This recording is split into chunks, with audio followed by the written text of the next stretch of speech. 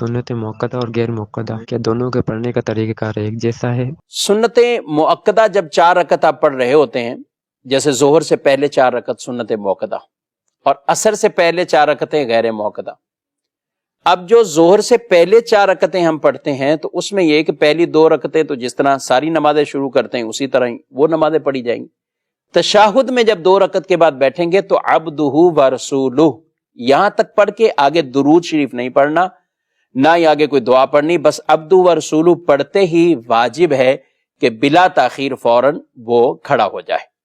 اور پھر آگے اپنی نماز جب شروع کرے گا تو اس میں بھی تیسری رکعت میں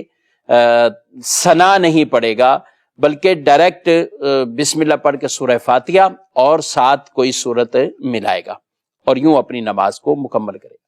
جبکہ غیر موقدہ جو 4 سنتیں ہوتی ہیں اس میں جب آپ 2 پڑھ کر بیٹھتے ہیں تو عبدہ ورسولہ کے بعد آگے درود شریف بھی آپ پڑھیں، تو یہ قاعدہ گلا میں درود پاک بھی آگے پڑھیں۔ پھر جب تیسری کے لیے آپ کھڑے ہوئے تو اب آپ سبحانک اللہم یعنی ثنا، وہ ثنا پڑھیں، اور پھر ثنا پڑھ کے اعوذ باللہ، بسم اللہ اور تعوذ تسمیہ، اس کے ساتھ آگے سورہ فاتحہ اور پھر اس کے ساتھ بھی کوئی سورت ملائیں گے۔ بس یہ فرق ہے کہ سنت موقدہ میں جب پہلا قاعدہ کریں گے، اتحیات میں بیٹھیں گے تو عبدہ ورسولہ تک پڑھیں گے،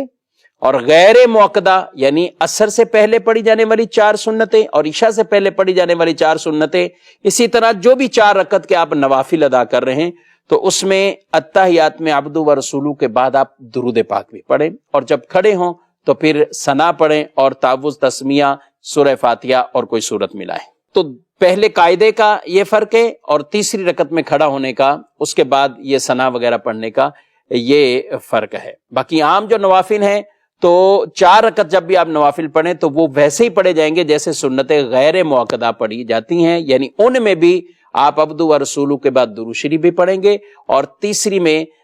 جب کھڑے ہوتے ہیں تو پھر آپ ثنا پڑھیں۔ یہ اس میں دونوں کے درمیان یہ فرق بیان کیا گیا ہے۔